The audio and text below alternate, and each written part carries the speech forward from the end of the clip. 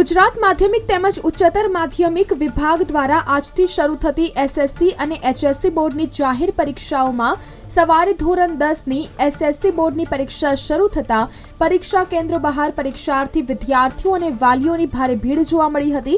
આજે પરીક્ષાનો પ્રથમ દિવસ હોવાથી વિદ્યાર્થીઓ સાથે મોટી સંખ્યામાં વાલીઓ પણ પરીક્ષા કેન્દ્રો ઉપર પોતાના બાળકોને મૂકવા માટે આવ્યા હતા। હાલોલ તાલુકાના હાલોલ, શિવરાજપુર, રામેશ્વરા અને તરખંડા કેન્દ્ર ઉપર સવારે 9 કલાકે પરીક્ષાર્થીઓ પહોંચ્યા હતા। સામાજિક કાર્યકરો, આગેવાનો તેમજ ખાનગી સંગઠનોના કાર્યકરો પરીક્ષા કેન્દ્રો પર પહોંચ્યા હતા।